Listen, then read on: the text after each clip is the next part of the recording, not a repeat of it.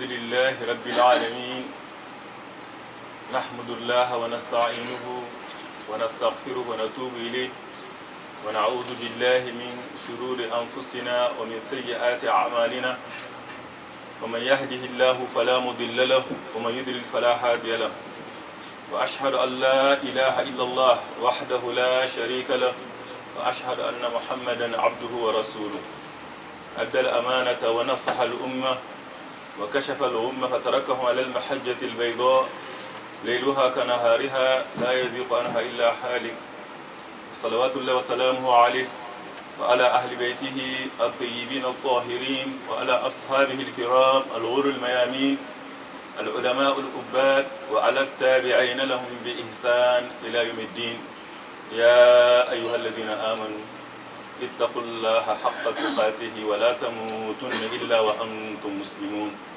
يا أيها الناس اتقوا ربكم الذي خلقكم من نفس واحدة وخلق منها زوجها وبث منهما رجالا كثيرا ونساء واتقوا الله الذي تساءلون به والأرحام إن الله كان عليكم رقيبا يا أيها الذين آمنوا اتقوا الله وقولوا قولا سديدا يصلح لكم أعمالكم ويغفر لكم ذنوبكم ومن يطع الله ورسوله فقد فاز فوزا عظيما أما بعد أيها الأحباء في الله أيها الإخوة في الإسلام طبتم وطابت ممشاكم وتبوأتم من الجنة منزلا وجمعني الله إياكم عند مستقر رحمته في جنات النعيم مع حبيبنا وقدوتنا محمد المصطفى عليه أفضل الصلاة والسلام جعلنا الله نحيا على سنته ونموت على ملته ونحشر في زمرته وتحت لوائه وننال شفاعته ونشرب من حوضه الشريف شربة لا نزمع بعدها أبدا. Chers frères et sœurs, alhamdulillah, nous sommes dans le mois de Carême, le mois de Ramadan, ce mois béni. Le jeûne est une prescription divine accordée à ses serviteurs pieux afin de remédier aux plus graves maux dont il peut souffrir. Allah ya'lam man khalaqa wa huwa al-latiful khabir. Ne connaît-il pas celui qui l'a créé? Celui qui nous a créé, il connaît notre mot aussi. Et le mot dont souffre l'être humain, c'est l'indiscipline. L'indiscipline qui est engendrée par l'incapacité de l'homme de se contrôler, de se maîtriser. Maîtriser sa colère, maîtriser ses désirs, maîtriser ses émotions. Et ça, notre grand ennemi, Iblis, le sait. Car dans un hadith, le prophète sallallahu alayhi wa sallam يقول لما خلق الله آدم تركه في الجنة ما شاء الله أن يتركه وكان إبليس يطيف به فلما رآه أجوف عرف أنه خلق خلقا لا يتمالك. Quand Dieu créa Adam, il le laissa dans le paradis le temps qu'il a voulu qu'il soit. Et Iblis venait tournoyer autour de lui. Quand il a constaté qu'il est cru de l'intérieur, il a su alors que c'est une créature qui ne peut pas se contenir, qui ne peut pas se contrôler. Donc il sait déjà la faiblesse de l'être humain. L'homme a été créé faible. Et il a pris cet engagement d'égarer le fils d'Adam. لأقعدن له صراطك المستقيم ثم لآتينهم من بين أيديهم ومن خلفهم وعن أيمانهم وعن شمائلهم ولا تجد أكثرهم شاكرين. Parce que tu m'as induit dans l'erreur, je m'assoirai certes pour eux sur ton droit chemin et je les asseoirai de devant et de derrière, de gauche et de droite. Et tu ne les trouveras pas, dans la plupart d'entre eux, tu ne les trouveras pas reconnaissants, car l'adoration n'est autre que la reconnaissance. Dieu ne veut que de nous que d'être reconnaissant envers lui. Et Iblis sait, il dit je vais tout faire pour qu'il ne soit pas reconnaissant. Comment il va le faire? Il sait notre faiblesse, que l'être humain ne peut pas se contenir. On avait dit la semaine passée que le plus grand danger qui guette l'être humain, ce n'est pas la maladie ni la mort. Des fois, la mort peut être vraiment quelque chose qui sauve une personne, une ouverture d'une personne vers le paradis, que Dieu nous l'accorde. Le plus grand danger, c'est l'enfer. C'est l'enfer, comme on l'a dit, et que Dieu nous en garde. Et le plus grand bienfait, délice, c'est le paradis, que Dieu nous l'accorde. C'est lui, le danger alors, ton ennemi juré, c'est lui qui ne veut pas vraiment que tu rentres au paradis. C'est lui qui veut te jeter dans le feu de l'enfer. Dieu est très haut, dit, Ya ayyuhan nas, inna wa'adallahi haqqun, فلا تغرنكم الحياة الدنيا ولا يغرنكم بالله الغرور إن الشيطان لكم عدو فاتخذوه عدوا إنما يدعو حزبه ليكونوا من أصحاب السعير. Oh les gens, l'humanité tout entière, la promesse d'Allah est vérité. Cette promesse que nous sommes là pour un certain moment. Nous sommes tous des étrangers et nous finirons à quitter ce bas monde. Personne n'était là 100 ans déjà, personne ne sera sur cette terre après 100 ans. Nous sommes venus et nous partons. Et le prophète sallallahu alayhi wa sallam dit Kun fi dunya ka'annaka gharibun aw abiru sabil. Il dit soit dans ce bas monde comme quelqu'un de passage ou comme un étranger. La personne qui a rapporté ce hadith, Ibn Omar, il dit Iza asbahta fala tantazir al-masa wa iza amsayta fala tantazir al-sabah. Khudh li sihhatika li maradik wa li hayatika li mautik wa li shababika li haramik wa li faraghika li shughlik wa li ghinaka li faqrik. Dans ce hadith, la personne qui a rapporté Ibn Omar, le fils de Omar, il dit que le messager d'Allah dit que soyez à ce bas monde, il l'a pris par les épaules, soit à ce bas monde comme un étranger ou quelqu'un de passage. Lui, comme il a compris ce hadith, il l'interpréta ainsi: si tu es au matin, n'attends pas le soir. Si tu es au soir, n'attends pas le matin. Et prends, serve-toi, saisis l'occasion de ta santé. Profite-en quand tu es en bonne santé avant que la maladie ne vienne. De ta jeunesse avant la vieillesse. De ta vie avant la mort. De tes richesses avant la pauvreté. Et de ton temps libre avant que tu sois occupé. Donc c'est très bien, c'est ça être humain. Et c'est ça la vie.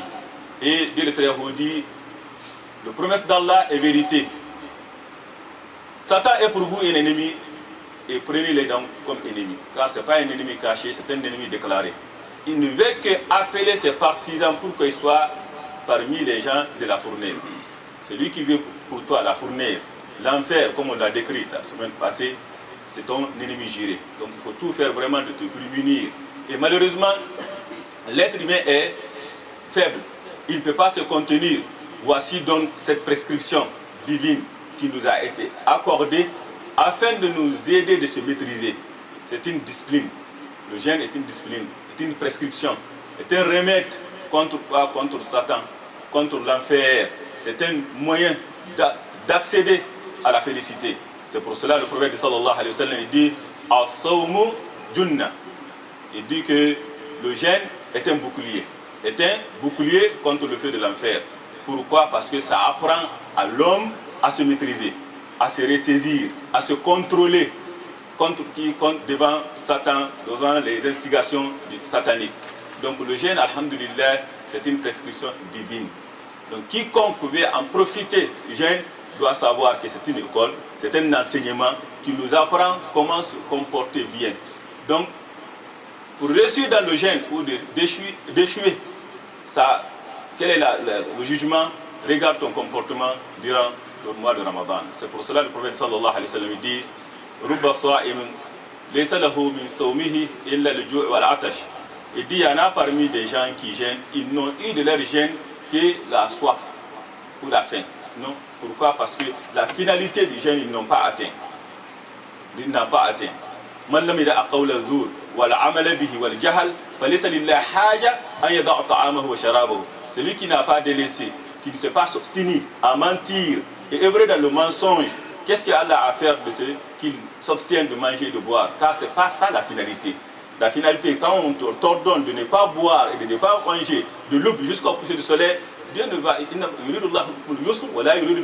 Il l'a dit clairement. Que vous gênez, c'est encore mieux pour vous. Pourquoi? Parce que ça vous aide à vous contrôler. Et le meilleur moyen d'accéder au paradis, comme le dit le prophète sallallahu alayhi wa sallam, أكثر ما يدخل الناس الجنة تقوى الله وحسن الخلق. تقوى الله وحسن الخلق. La chose qui aide la personne, plus grand nombre de personnes à entrer au paradis, c'est quoi? C'est la piété. C'est la piété et le bon comportement. La piété et le bon comportement. Et le jeûne est là pour nous aider à atteindre cette piété et ce bon comportement. Ya ayyuhallazina amanu kutiba alaykumus siyam kama kutiba alal ladhina min qablikum la'allakum tattaqun. La'allakum tattaqun. Pour que vous a prescrit à Siyam, comme on a prescrit à ceux d'avant vous, ainsi atteindrez-vous la piété. Quelle est la piété? C'est la discipline. C'est la discipline. Et l'islam n'est autre que la discipline. Le musulman Devant la nourriture, il y a cette nourriture que je mange et cette nourriture que je ne mange pas. Cette boisson, je le bois et cette boisson, je ne le bois pas. Cette femme, je peux me marier avec cette femme, l'autre femme, donc c'est ça la discipline. La personne, dans toute sa vie, depuis le matin jusqu'au soir, il y en a des choses qu'il doit faire, il y en a des choses qu'il ne doit pas faire. Donc, devant cette exigence, c'est une obligation, bien sûr, il est important que Allah nous accorde une prescription qui nous aide vraiment à se maîtriser. Surtout, comme il a décrit le prophète sallallahu alayhi wa sallam, fait de l'enfer, huffatil nar bi shahawat. Dieu a fait entourer l'enfer par quoi? Par ce que l'âme désire. Et il a fait entourer le paradis par ce que l'âme déteste. Par ce que l'âme déteste. Donc si l'être humain suit son âme, certainement il va en enfer. ونفس وما سواها فألهمها فجورها وتقواها قد أفلح من زكاها وقد خاب من دساها. C'est là la vérité. Allah a inspiré à l'âme son immoralité ainsi que sa piété. A reçu certes celui qui la purifie et celui qui la corrompu va en enfer. Et l'être humain, il a l'incapacité, cette difficulté vraiment de se maîtriser. Et Satan joue avec ça. Donc le jeûne est venu vraiment pour nous aider à se maîtriser. C'est pour cela, les savants religieux, ils ont partagé, divisé le jeûne en trois catégories. Il dit, hunaka sawm al-khusus, wa sawm al-umum, wa sawm al-khusus al-khusus. Il dit qu'il y a des jeûnes généraux. Beaucoup d'entre nous jeûnent, c'est un jeûne général. Jeûne général. Et ce n'est pas ce qui est recherché du jeûne. C'est quoi le jeûne général? Que la personne s'abstient de boire et de manger et de tout désir, contact, relation charnelle, de l'aube jusqu'au coucher du soleil. Ça, tout le monde peut le faire. Ce n'est pas ça qui est recherché. Ce qui est recherché encore, c'est plus que ça. C'est non seulement on on doit observer ce qu'on vient de dire et ajouter à cela, s'abstenir de dire de la langue ce que Allah a interdit. De ne pas écouter les interdits, de ne pas parler, dire ce qui est interdit et de ne pas regarder ce qui est interdit. Donc c'est s'abstenir de regarder les haram, d'écouter haram et de parler haram. Voici vraiment le gène de l'élite et ce qui est recherché de nous. C'est pour cela quand je lis ce hadith, le prophète sallallahu alayhi wa sallam dit la khalouf fami sa'im atyab inda Allah min rihil misk, que l'haleine du jeûneur est plus aimée auprès d'Allah que l'odeur de misk. Certes, il est aimé auprès d'Allah. Pourquoi? Parce que c'est pas seulement la faim, non, c'est pas seulement l'odeur telle, non, parce que cette bouche qui a gêné vraiment contre quoi, s'abstenir de mentir, s'abstenir de médiser, s'abstenir de colporter, s'abstenir d'injurier, cette bouche va être certainement aimée par Allah. Donc qu'est-ce que ça sert? Qu'une personne s'abstient de ne pas manger, de ne pas boire, mais il calomnie les gens, il médise les gens, il injurie les gens. Donc c'est très important quand on dit que Dieu très haut aime l'haleine du jeûneur, c'est parce que cette personne, quand on jeûne, on se met au niveau vraiment des anges. On se prémunit contre les instigations du Satan. C'est pour cela, dans un hadith, il dit Wahid min al-anbiya sa'ala iblis faqal kayfa taghlib bani adam qala akhudhuhu inda al-hawa wal ghadab. Il dit comment tu arrives à terrasser l'être humain? Comment tu arrives? Il dit je le prends au moment de sa colère et au moment de son désir, l'émotion, le désir. Quand la personne est en colère, c'est à ce moment où il perd le contrôle de soi. Quand il est devant le désir, les émotions, les passions, c'est à ce moment vraiment qu'il perd son contrôle. Et c'est à ce moment que je le saisis. Donc c'est très important. Et quand on parle maintenant des élites, al-khusous, c'est la personne, non seulement il s'abstient de manger, de boire et toutes les relations sexuelles, de l'aube jusqu'au coucher du soleil, il ajoute à cela les membres, ses membres aussi gênent. Ses yeux gênent, lui gêne, la langue aussi gêne. Il ajoute à cela encore troisième niveau, le cœur. Le cœur gêne. Il purifie son cœur de toute haine, de toute rancœur, de toute association. Voilà vraiment le vrai jeûneur. Le jeûneur qui a atteint le niveau le plus élevé et le niveau aussi recherché. أقول قولي هذا واستغفر الله لي ولكم فاستغفروه إنه غفور رحيم. الحمد لله رب العالمين والصلاة والسلام على المبعوث رحمة للعالمين. ومن المؤمنين رجال صدقوا ما عاهدوا الله عليه فمنهم من قضى نحبه ومنهم من ينتظر وما بدلوا تبديلا. Yaj'allahu as-sadiqina bi sidqihim.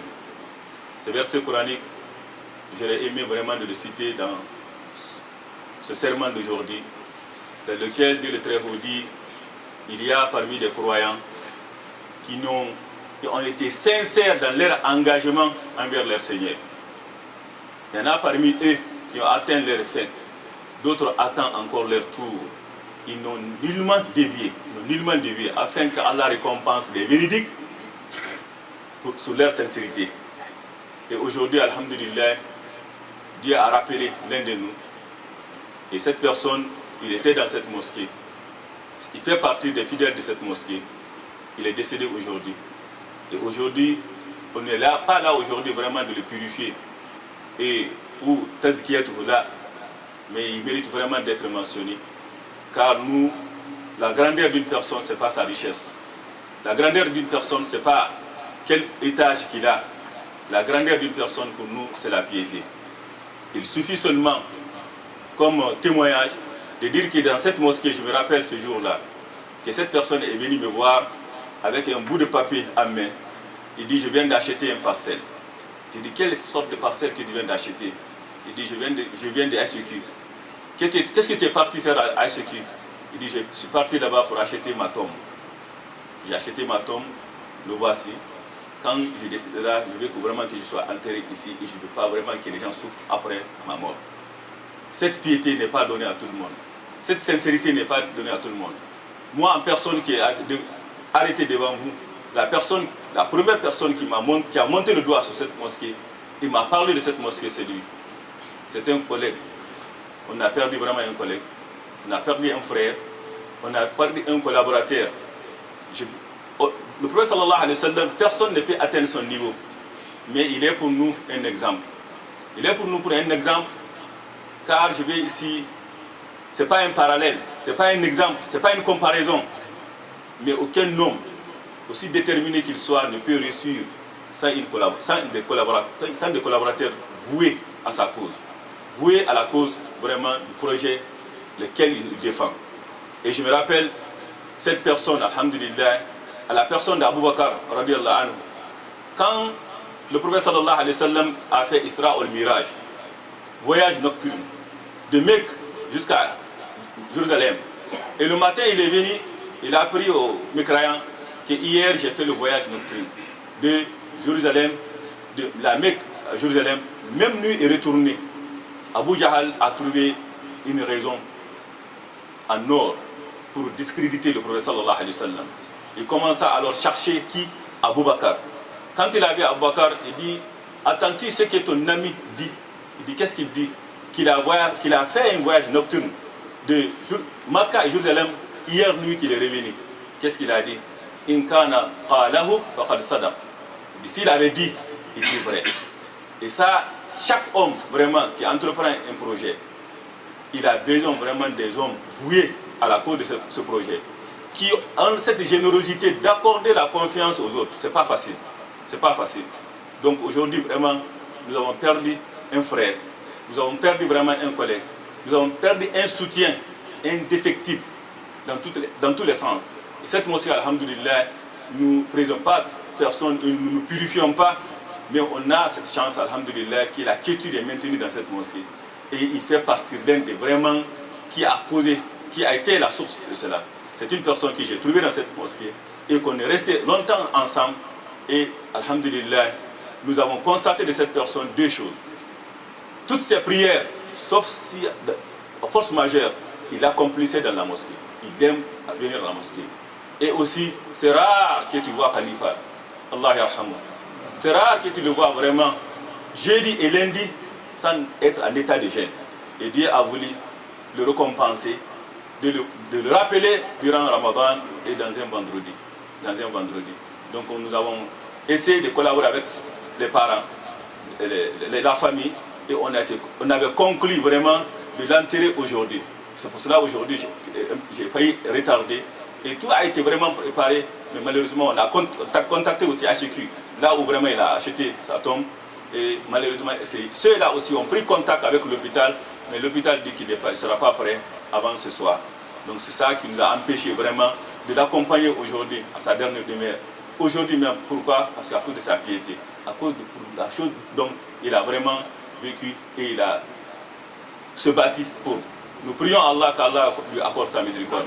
Allahumma ighfir lahu, Allahumma irhamhu, Allahumma akrim nuzulahu, Allahumma wasi' mudkhalahu, Allahumma in kana muhsinan fazid fi ihsanihi, Allahumma in kana musii'an fatajawaz an sayyi'atihi, Allahumma ba'id baynahu wa bayna khatayahu كما بعدت بين المشرق والمغرب اللهم نقه من الذنوب كما تنقي الثوب الابيض من الدنس يا رب الراحمين اللهم اجعله يحشر في زمرة سيدنا محمد صلى الله عليه وسلم وينال شفاعته ويشرب من حوضه الشريف شربة لا يظمأ بعده أبدا.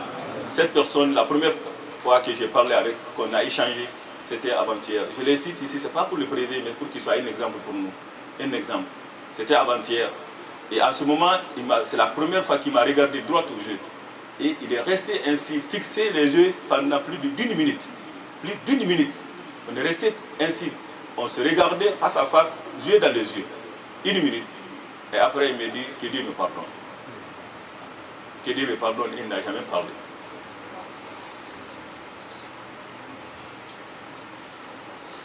Il n'a jamais parlé. Puis il s'est résigné à ce moment. Il a senti vraiment que non, c'est la dernière fois que tu me vois, c'est la dernière fois qu'on se parle. Et je suis prêt à partir. Que Dieu lui accorde sa miséricorde. Et aujourd'hui, alhamdulillah, nous avons un frère qui a perdu sa maman. On va faire la prière mortuaire après Salat al-Jumu'ah. Nous prions qu'Allah accorde sa miséricorde à notre mère, qu'il lui accorde son pardon, qu'il soit ressuscité parmi les messagers. Allahumma ighfir laha warhamha wakrim nuzulaha wasi' mudkhalaha. اللهم إن كانت محسنة فزد في إحسانها وإن كانت مسيئة فتجاوز عن سيئاتها اللهم باعد بينها وبين خطاياها كما باعدت بين المشرق والمغرب اللهم نقها من الذنوب كما تنقي الثوب من الدنس ومن الصلاة